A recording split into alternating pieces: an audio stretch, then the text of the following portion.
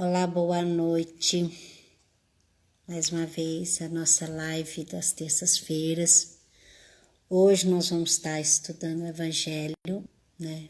Eu sou Noemi e falo aqui da cidade de Contagem.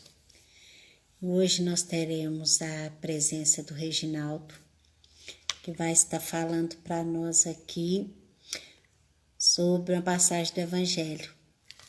Se Deus é por nós, quem será contra nós, né? Aí o Reginaldo já chegou. Vamos chamar o Reginaldo.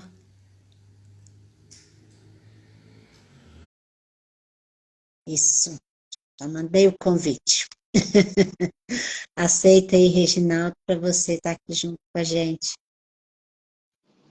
Boa noite a todos, sejam muito bem-vindos. Aqueles companheiros nossos de toda semana. Tudo bom, Reginaldo? Tudo bem, você está me ouvindo bem? Eu estou. O pessoal tá beleza? Tá ouvindo? Todo mundo tá ouvindo? Porque aqui nós temos o seguinte, nós temos as pessoas que toda semana tá aqui junto com a gente. Como se diz, marcando cartãozinho junto com a gente. Os nossos companheiros aqui que vêm nos ajudar para a gente, como se diz, né?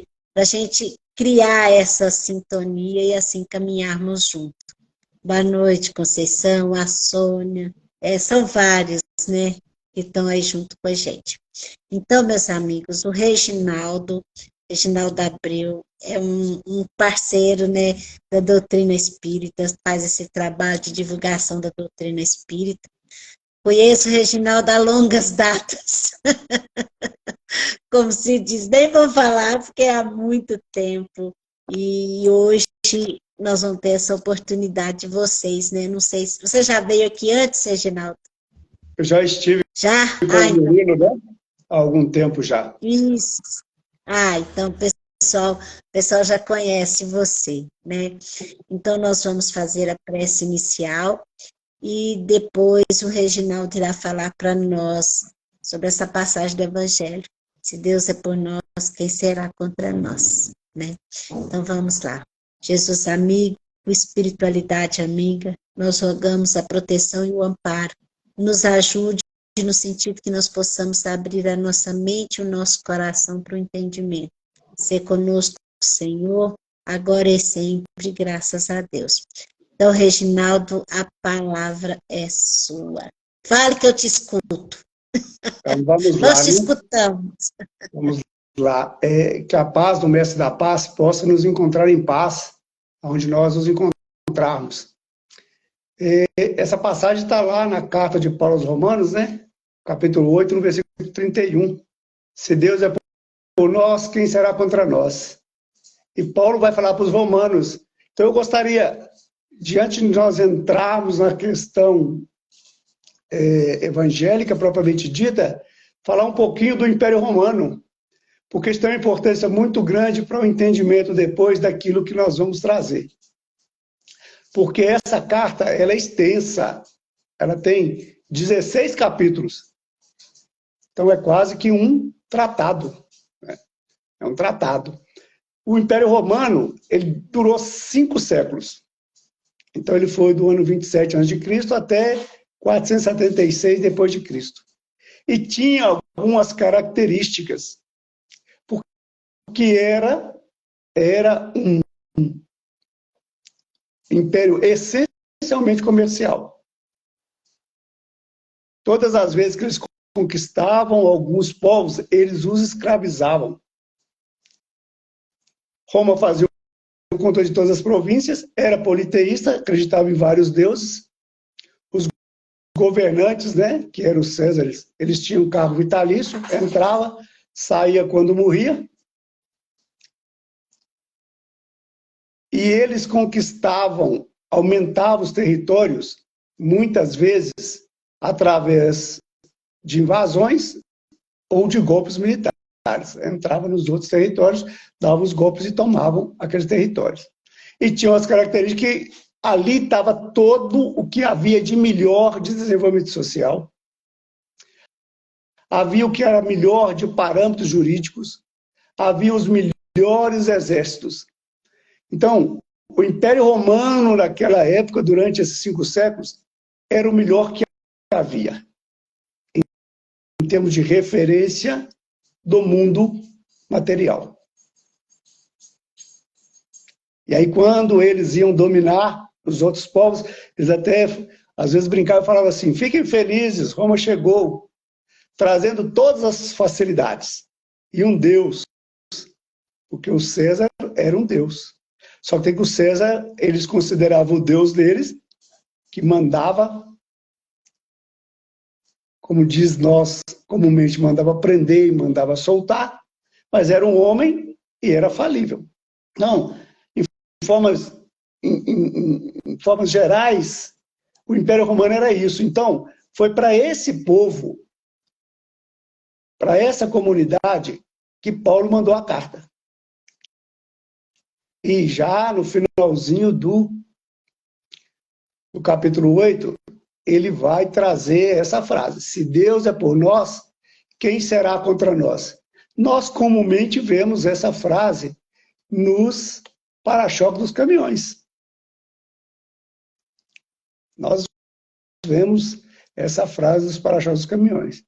E só que o versículo, ele, antes disso, ele tem uma frase que vai nos ajudar a entender e desenvolver melhor o raciocínio da gente.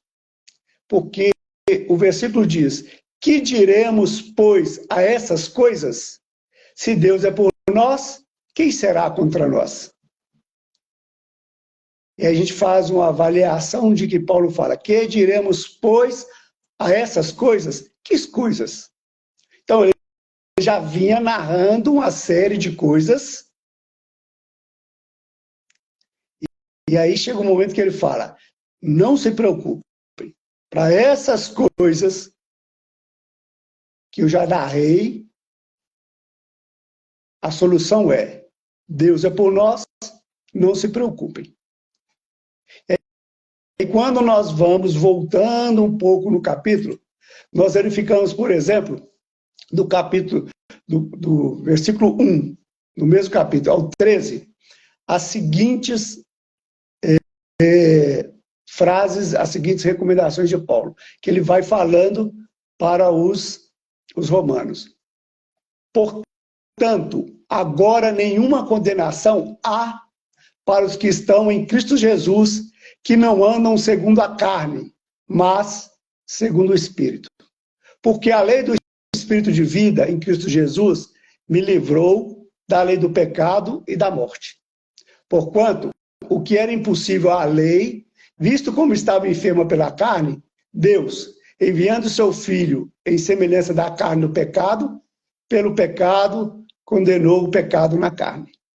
Para que a justiça da lei se cumprisse em nós, que não andamos segundo a carne, mas segundo o Espírito, porque os que são segundo a carne inclinam-se para as coisas da carne, mas os que são segundo o Espírito para as coisas do Espírito. Versículo 6. Porque a inclinação da carne é morte, mas a inclinação do Espírito é vida e paz. Porquanto a inclinação da carne é inimizade contra Deus, porque não é sujeita à lei de Deus, nem em verdade o pode ser. Portanto, os que estão na carne não podem agradar a Deus.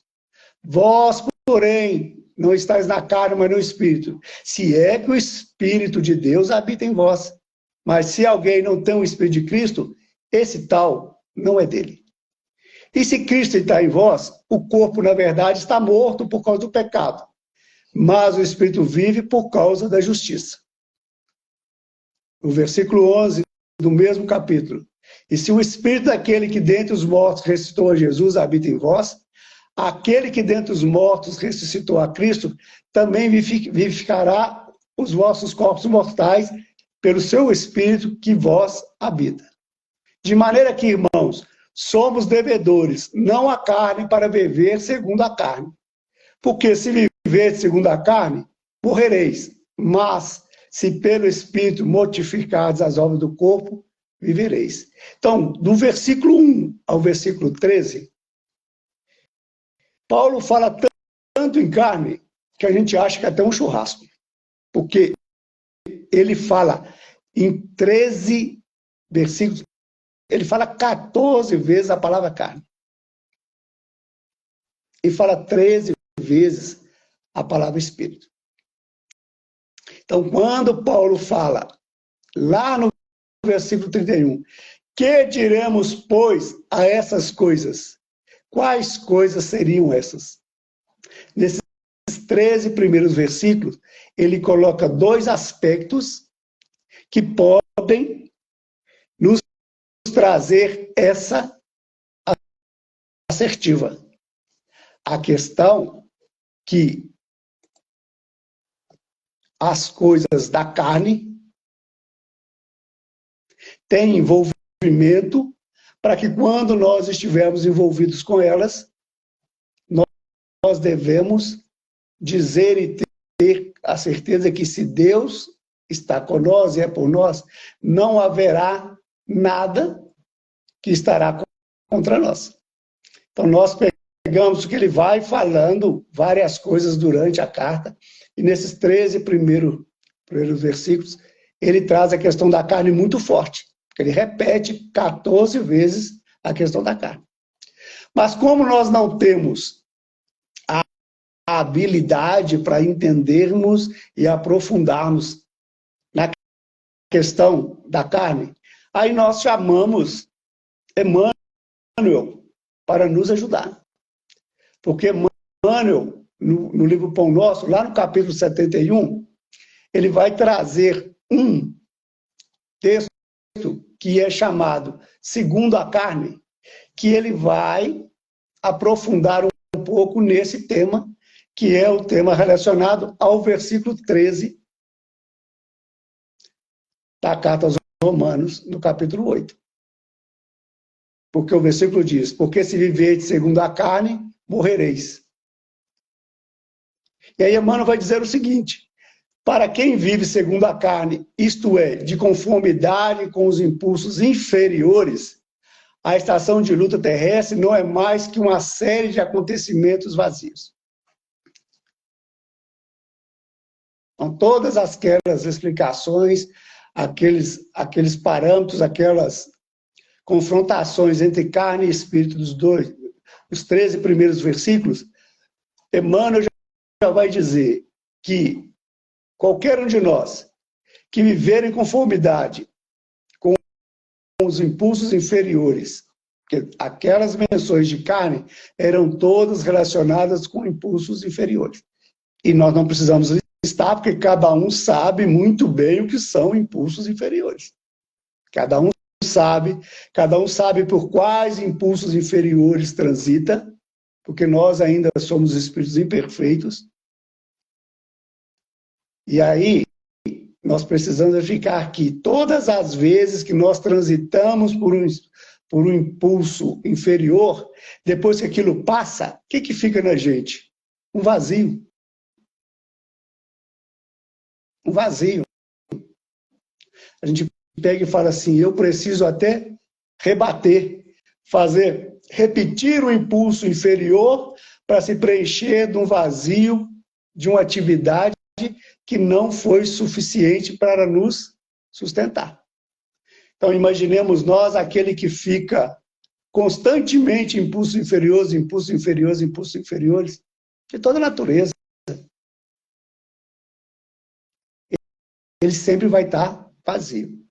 Aí Emmanuel segue falando assim, em todos os momentos, a limitação ser-lhe-á fantasma incessante.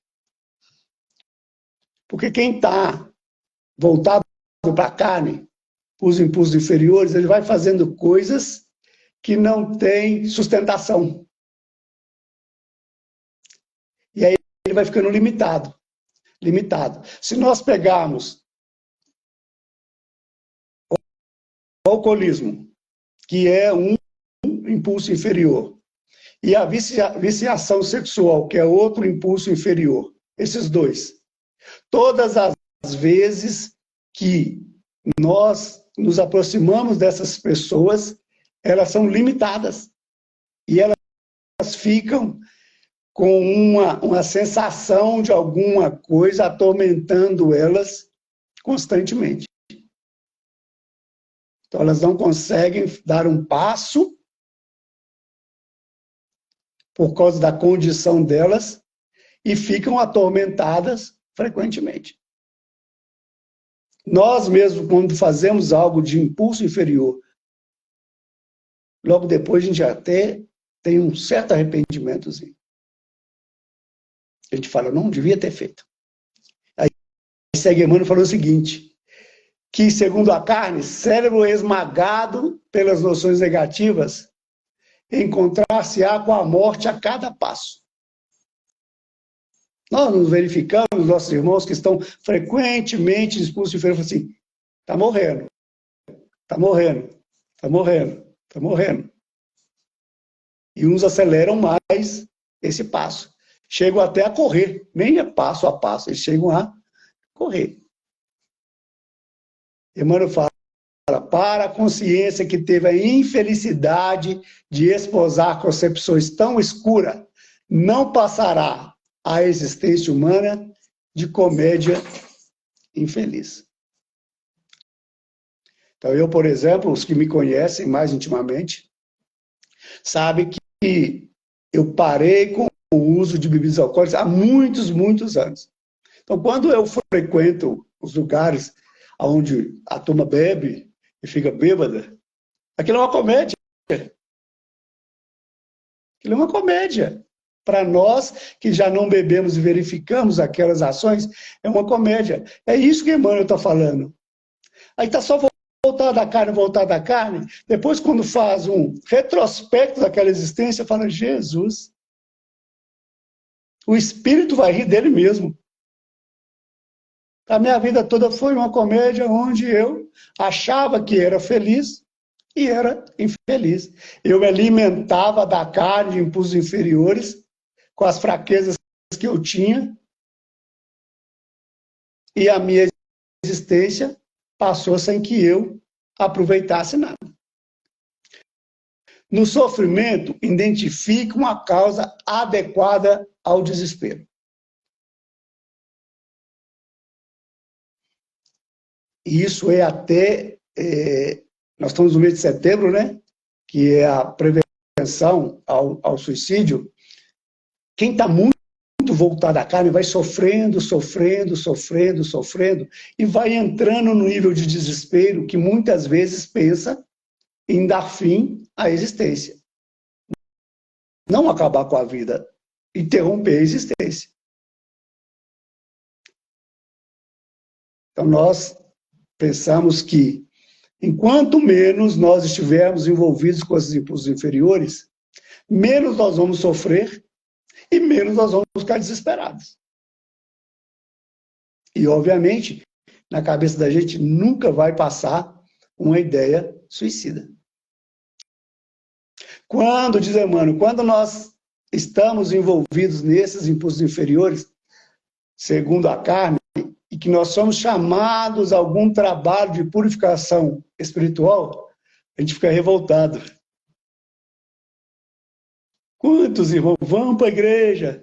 Vamos lá, vou te levar você no pastor, vou te levar você no padre, vou te levar você na casa espírita, vou te levar você no centro de Umbanda, vou te levar você no candomblé. Chega lá e começa aquela purificação espiritual, fica revoltado. Fica revoltado.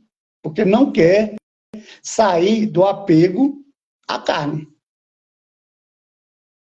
Porque se viver segundo a carne, morrereis, disse Paulo. E aí esses e todos nós, porque nós muitas vezes passamos por períodos de impulsos inferiores. Diz Emmanuel, nós não contaremos com a bênção do amor, porquanto em face da apreciação que lhe é própria, os laços afetivos são meros acidentes no mecanismo dos desejos eventuais. Então, eu citei anteriormente a questão da viciação sexual, e aqueles movimentos não são de amor, porque o amor não tem nada a ver com a sexualidade animal. É Paulo, na segunda carta aos Coríntios, ou na primeira carta aos Coríntios, não me recordo, ele fala que o amor sublime. Então fica nesse jogo de desejos eventuais. Não tem aquele amor que ele recebe dos outros que estão envolvidos junto com ele. Aí diz Emmanuel que a dor benfeitora e conservadora do mundo lhe é intolerável. A disciplina constitui-lhe angustioso cárcere, e o serviço aos semelhantes representa pesada humilhação. A dor benfeitora e conservadora do mundo.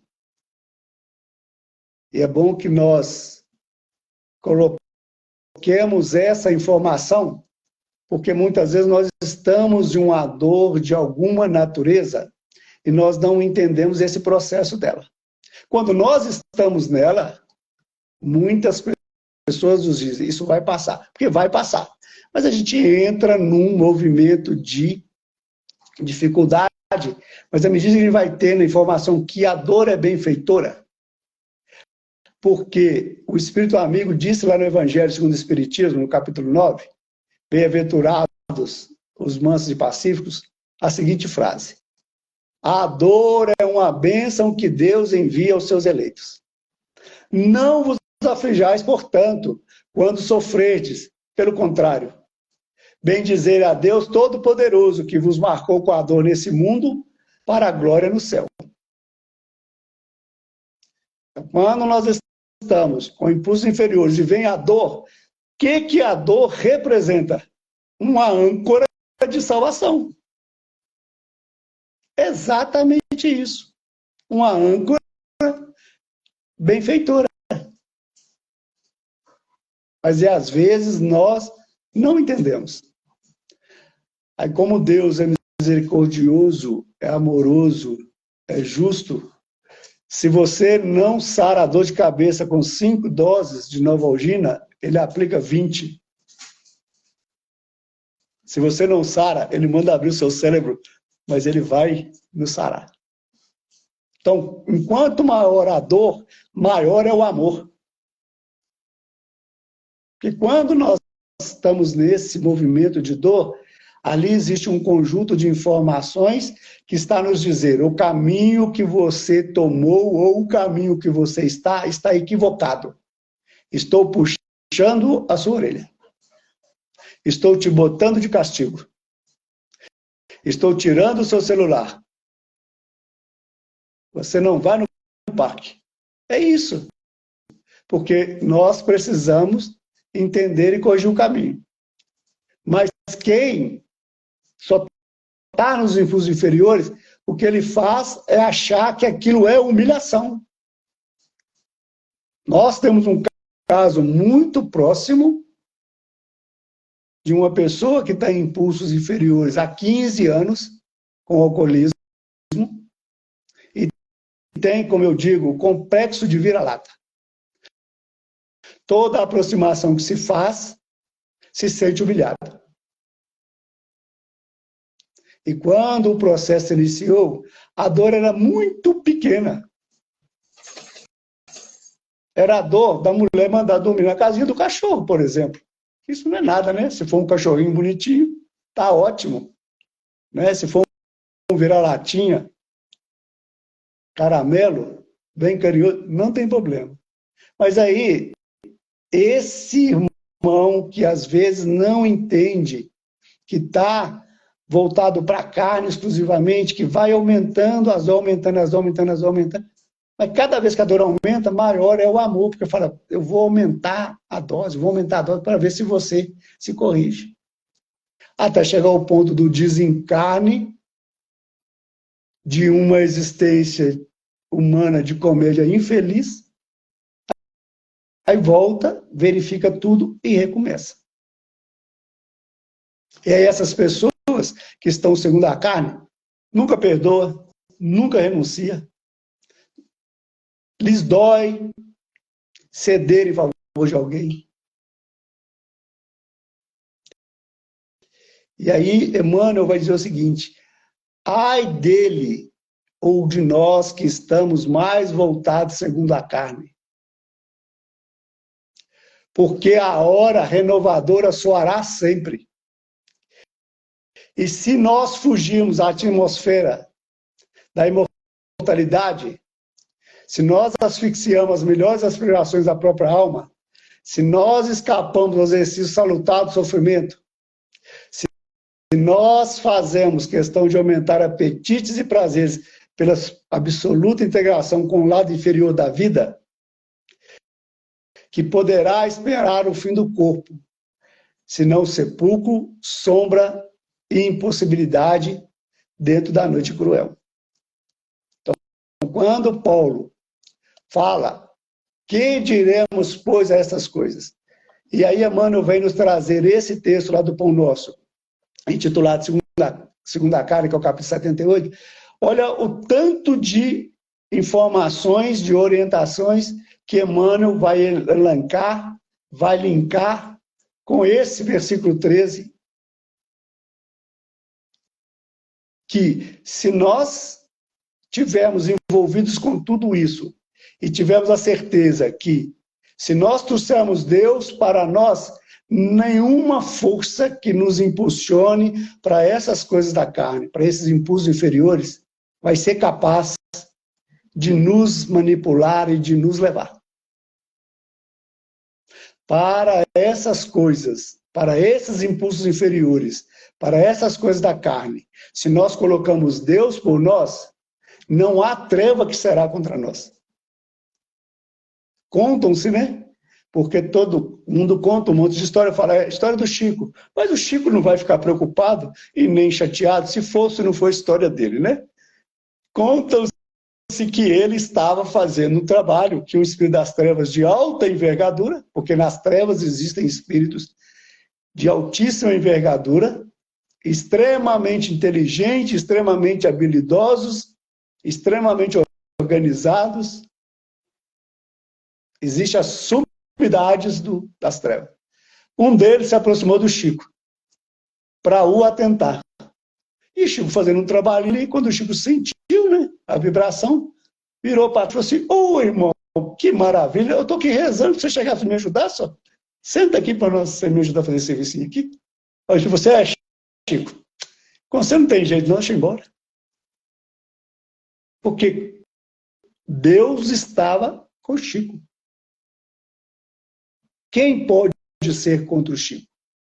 Quantas vezes as coisas inferiores chegaram perto do Chico, mas como ele estava integralmente ligado a Deus, não rolou nada, não aconteceu nada. Contam-se que espíritos femininos se materializavam dentro do banheiro do Chico para poder o atentar e falar, ô, minhas filhas. No filme do Chico, o pai dele leva ele para o cabaré em Belo Horizonte. O que ele faz? Junta as meninas e vai rezar. Se Deus está conosco, nada vai nos atormentar. Nada, absolutamente nada. Nós não precisamos ficar preocupados.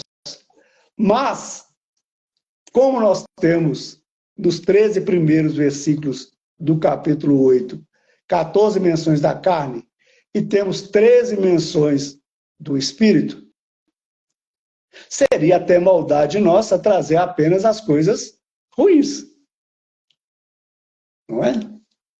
Então a gente precisa trazer as realidades das nossas dificuldades, nós precisamos ter o consolo e o conforto das coisas boas também. E se nós não estivermos, e se nós conseguimos, não. Quando nós conseguimos, que nós vamos conseguir sair da carne, dos impulsos inferiores, o que vai acontecer? No mesmo livro, Pão Nosso, 5 capítulos, 7 capítulos depois, 4 capítulos depois, um capítulo intitulado Em Espírito, Emmanuel vai pegar o mesmo versículo e vai fazer uma outra abordagem. Porque no primeiro capítulo ele fez a abordagem da carne, que é citada essa quantidade de vezes, e nesse capítulo ele faz a abordagem do Espírito. Porque ele vai comentar o mesmo versículo. Mas se pelo Espírito mortificares as obras da carne, vivereis. Então, todas as vezes que um impulso inferior vier até nós, e nós tivermos essa capacidade de barrar, ou de transformar, ou de recusar, nós continuaremos cada dia mais vivo. Vivo no sentido de mais resplandecente. E diz Emmanuel, quem vive segundo as leis sublimes do Espírito, respira em esfera diferente do próprio campo material que ainda pousa aos pés. Então, nós estamos já em condições de começarmos a viver as coisas sublimes do Espírito, e nessa existência, nessa encarnação, nós conseguimos... 2 segundos, que eu vou liberar uma pessoa aqui.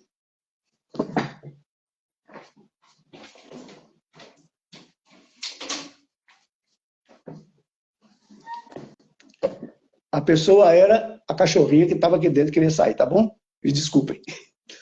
Então, Emmanuel vai dizer isso. Se nós já entendemos que, se nós começarmos a abandonar essas frequências inferiores, nós já começamos a ficar em uma esfera diferente, já na Terra.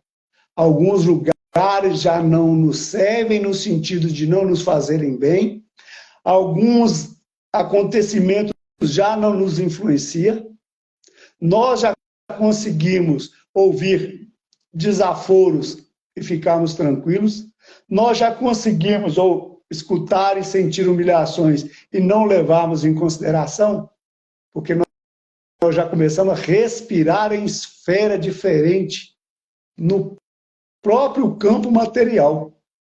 Então, nós vivemos no mundo material, nós precisamos da matéria para nos desenvolvermos, mas se nós já começamos a fazer esse movimento, as coisas da matéria já não nos incomodam tanto, porque ainda nos incomoda. Nós passamos a usar as coisas da matéria de uma forma muito mais sublime. Muito mais sublime. Se diz a respeito de beber. Quando questionaram Jesus a respeito de ter multiplicado o vinho, né, um dos apóstolos falou assim, você não sabe o que é dar alegria a um amigo. Então, quando se tem a alegria sincera e o controle, porque as coisas estão no excesso. No excesso. Então, a gente já vai utilizando, às vezes, de um jogo de carta, que para muitos é inferior, durante alguns minutos, algumas horinhas, para juntar os amigos e se alegrar. A gente pode juntar os amigos em um churrasco e aproveitar aquilo. A gente pode ir para a praia, ficar na praia 5, 6, 10 dias, que são movimentações materiais, mas nós estamos aproveitando porque nós estamos vivendo em espírito e não na carne. Esses movimentos são feitos de tal maneira que a gente sabe que aquelas matérias estão a nosso benefício para que nós possamos nos sublimar. E não ao contrário. Que a matéria está para nos servir, não nós servimos a matéria. E diz Emmanuel, vale-se do dia qual o aprendiz aplicado que estima na permanência sobre a terra valioso tempo de aprendizado que não deve menosprezar. Então, quem já vive em espírito, todo o movimento dele é o que eu posso melhorar? O que eu posso melhorar? O que eu posso melhorar? Ou o que eu fiz de errado que eu devo parar? O que eu fiz de errado que eu devo de parar? Aliás, o erro é uma palavra inexistente no meu vocabulário.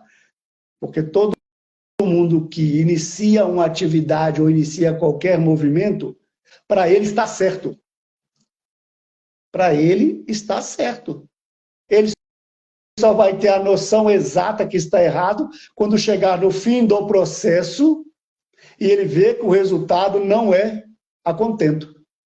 Ele volta para o ponto de partida e pega outra estrada, que ele também vai achar que está certa. Chega no final da outra estrada, o outro resultado não foi a contento. Volta de novo. E aí, no final de várias existências, ele tem um volume grande de estradas que ele percorreu, que são experiências que vai ajudá-lo a ajudar os outros. Então, quando nós fizemos alguma coisa que o resultado não for a contento, não é um erro. É uma tentativa de acerto, única e exclusivamente. E aí, Emmanuel vai dizer, quando nós vivemos em espírito, nós encontramos no trabalho a dádiva abençoada de elevação e aprimoramento. Se nós pegarmos aqui o trabalho remunerado apenas, porque o trabalho, segundo o Livro dos Espíritos, é toda ocupação útil. Mas peguemos apenas o trabalho relacionado às questões amoedadas, às questões financeiras. Se nós vamos para um trabalho em busca do dinheiro e estamos lá em espírito, nós vamos utilizar das inter-relações daquele trabalho para nos elevar os que estão conosco e nos aprimorar e ajudar os que estão conosco a se aprimorar. Eu me tornei espírita dentro de uma empresa que havia um espírita que utilizava de todas as relações dele para elevar e aprimorar. E aquilo me incomodava. Me incomodava ele ser humilhado e ficar tranquilo. Me incomodava eles darem excesso de trabalho para ele e ele executar. Me incomodava quando faltava alguma coisa e não via ele reclamar. E aí, quando eu me aproximei, eu falei, o que está acontecendo? Aí ele me falou, Reginaldo, o conhecimento é que destrói o sofrimento. Vai estudar. Não disse São Agostinho? Conhece a ti mesmo? Conhecer a nós mesmos é nada mais do que nos estudar. E aí, quando a gente tem essa ideia, a gente vai aproveitando qualquer nível de atividade para melhorar e aprimorar. Sempre. E aí, o interessante é que Emmanuel segue dizendo que quando nós estamos vivendo em espírito, na ignorância alheia, nós descobrimos uma preciosa possibilidade de serviço. Nós dizemos o seguinte, essa pessoa não tem o conhecimento necessário ou está num caminho equivocado por falta desse conhecimento, eu vou trabalhar para ajudar. Não como às vezes já fizemos, ou ainda vemos pessoas fazendo, que é criticar, humilhar, dificultar a vida dessas pessoas ignorantes. E quando nós estamos na ignorância, a gente não quer um mestre para poder ensinar como é que faz? Por que quando a gente vê alguém na ignorância, a gente não quer ser o mestre para ensinar como é que faz? Por senso comum, não levando fazer aos outros o que nós gostaríamos que a nós fosse feito, mas no senso comum, o que a gente quer para os outros e não quer para a gente? Que egoísmo que é esse? E Emmanuel vai nos ajudando a dizer que vamos viver em espírito, porque nas dificuldades e aflições da estrada, nós vamos recolher recursos para nos iluminar e nos engrandecer. Quando vê os obstáculos, passam como nuvem. Quem tem o costume de olhar para o céu e ver as nuvens passar, uma hora é carneirinho, na hora que você vira o rosto, já não é carneirinho mais. Nem elefante é, já não é nada, já foi embora. E assim são os obstáculos. Diz ele, quando nós estamos em espírito, nós amamos a responsabilidade. Nós amparamos os que estão conosco. Nós servimos sem tornarmos escravos. E nós, sobretudo, vamos plantando, semeando, semeando, e nunca nos inquietamos pela colheita. O que nos cabe é fazer a parte que está ao nosso alcance fazer. Os resultados vai depender, como diz Emmanuel, fazendo um comparativo com a natureza, que a planta depende do sol, da chuva, da água, do vento. Que isso, quem controla é Deus. Então não vamos entrar nesse mérito não, porque vai dar ruim para a gente. Então nós vamos semeando, semeando, que automaticamente a parte que a Deus compete, ele não deixar de fazer nunca. E aí Emmanuel termina esse capítulo dizendo o seguinte: bem-aventurado o homem que segue vida fora em espírito. Para ele, a morte aflitiva não é mais que a alvorada de novo dia, sublime transformação e alegre despertar. Então vamos fazer aqui um retrocesso e um rebobinamento de uma existência. Reencarnou, chorou, saiu do ventre da mãe, chorou, viveu a vida toda, conseguiu viver em espírito. Aí todo mundo tem medo da morte. Essa pessoa está de boa, porque sabe que aquilo é uma transformação que vai ser um alegre despertar. Os grandes espíritos, São Francisco de Assis e Companhia Limitada e Paulo, quando nós lemos os livros que falam do dia do desencarne, desencarna como se estivesse tomando um copo de água da fonte. Vira e fala assim, me dá aí, deixa eu beber, tranquilo. Paulo mesmo, que traz essa carta, quando ele foi degolado, ele falou para o soldado, meu filho, pode ficar tranquilo, faça o seu trabalho. O seu trabalho não é me degolar? Pode fazer o trabalho, sem problema nenhum. Sem problema nenhum. Mas nós não íamos deixar de trazer Emmanuel também para nos esclarecer com relação ao versículo específico. Porque nós trouxemos até agora a parte que Paulo diz, que diremos, pois, à vista dessas coisas? As duas coisas, sobretudo as coisas da carne. Se Deus é por nós, quem será contra nós? Aí Emmanuel nos traz o seguinte, lá no livro Pão Nosso, no capítulo 154.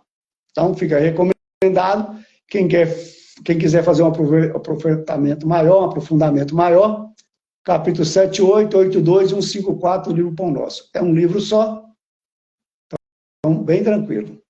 Aí, Emmanuel vai dizer o seguinte, que a interrogação de Paulo ainda representa precioso tema para a comunidade evangélica dos dias que correm.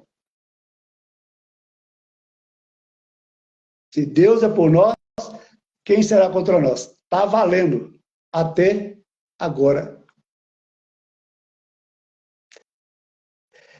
Perante nosso esforço, diz Emmanuel, desdobra-se campo imenso, onde o mestre nos aguarda a colaboração resoluta. Muitas vezes, contudo, grande número de companheiros prefere abandonar a construção para disputar com malfeitores do caminho. Elementos adversos nos cercam em toda parte. Obstáculos inesperados se desenham ante os nossos olhos aflitos. Velhos amigos deixam-nos a sós. Situações favoráveis até ontem são metamorfoseadas em hostilidades cruéis. Enormes fileiras de operários fogem ao perigo, temendo a borrasca e esquecendo o testemunho. Entretanto, não fomos situados na obra a fim de rendermos ao pânico, nem o mestre nos enviou ao trabalho com o objetivo de confundir-nos através de experiência dos ciclos exteriores. Fomos chamados a construir, diz Emmanuel. Naturalmente, devemos contar com as 1000 eventualidades de cada dia, suscetíveis de nascer das forças contrárias, dificultando-nos a edificação. Nosso dia de luta será assediado por perturbações e pela fadiga. Isso é inevitável no mundo que tudo espera do cristão genuíno. Em razão de semelhante imperativo, entre ameaças e incompreensões da senda, cabe-nos indagar, bem-humorados, a maneira dos apóstolos gentios. Se Deus é por nós, quem será contra nós? O que Emmanuel está trazendo de uma forma geral? Nós amanhecemos, né? Daqui a algumas horas, muitos de nós já vai estar em desdobramento, às vezes muito perto, às vezes muito longe, às vezes nem sai. E aí, amanhã se inicia um novo dia da existência. Vai haver 1000 eventualidades. 1000 coisas podem acontecer provindas de forças contrárias. É o ônibus que não quer parar, é o ônibus que está cheio demais, é a carteira que foi esquecida em casa, é o dinheiro que é insuficiente para pagar a passagem, é a gasolina que acaba do carro, é o carro que estraga. Chega no trabalho ou chega nas atividades, é o superior que não entende a função dele como superior, é o amigo que desdenha. E vai surgindo essas coisas. Vai surgindo. E se nós listarmos quais foram os elementos adversos que nos cercaram no dia de hoje, eu acho que ninguém aí vai listar menos de 5. Ninguém.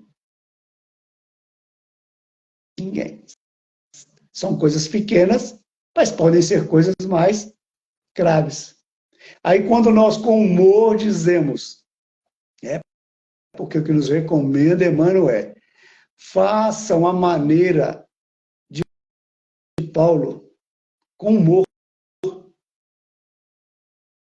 Eu estou com Deus. Se Deus é por nós, quem será contra nós? Eu gostaria de agradecer a oportunidade, esperando que aquilo que nós trouxemos, sobretudo, possa ser o início de uma caminhada, porque muitas vezes nós não estamos em condições de dar grandes passos, mas que essas informações trazidas do Evangelho de Paulo, trazidas por Emmanuel, apenas e simplesmente apenas potencializadas por nós, possa nos dulcificar o coração e nos dar força para seguir. E que a paz do Mestre da Paz possa nos manter em paz aonde nós nos encontramos. Eu passo a palavra para Noêmia. Reginaldo, que estudo interessantíssimo, né? Eu creio que contribuiu bastante para as nossas reflexões a respeito, né, de tudo. Eu agradeço em nome da Fraternidade Jesus Amigo, né? E que Jesus possa nos abençoar para que a gente possa, assim, construir essa verdade dentro de nós, né? Se Deus é por nós, quem será contra nós? Eu acho que o mais importante é isso, né? Igual você disse durante o estudo, essa compreensão, aonde que a gente está sintonizado, né? Ei, Tiago, obrigado. Reginaldo, a Kátia mandando abraço, a Zinha, agora o Tiago. É muito bom a gente saber, né, que a gente está, como se diz, tem pessoas que em algum lugar lembram da gente. É muito bom, né? E eu agradeço muito, porque eu tenho certeza que irá contribuir, você fazendo a sua parte e cada um faz as suas reflexões, porque o objetivo é esse, é nós construirmos dentro de nós aquilo que a gente acredita e o que é melhor para nós. Oi. Eu estava esperando você falar alguma coisa, porque nós precisamos ir. Nós precisamos ir. E Alta de Souza, num livro intitulado Alta de Souza, que é um poema que se diz vamos, ela diz o seguinte: não te detenhas, crê, ajuda e avança. Seja dia brilhante ou noite escura, nos momentos de paz ou de amargura, busca o mestre da luz e da esperança. No caminho do bem, que não descansa, agradece ao trabalho que te apura e sigamos felizes à procura do imperecível bem-aventurança. Não repouses na estrada, segue à frente, ontem, hoje, amanhã, constantemente. Marcha ao doce clarão que te ilumina. Jesus. Jesus é o sol de amor que nos espera em resplandecente e excelsa primavera no lar eterno da união divina. Nós precisamos seguir. E assim nós encerramos o nosso estudo. Até semana que vem, se Deus quiser. Grande abraço. Muito obrigado. Tchau, Rose. Amém.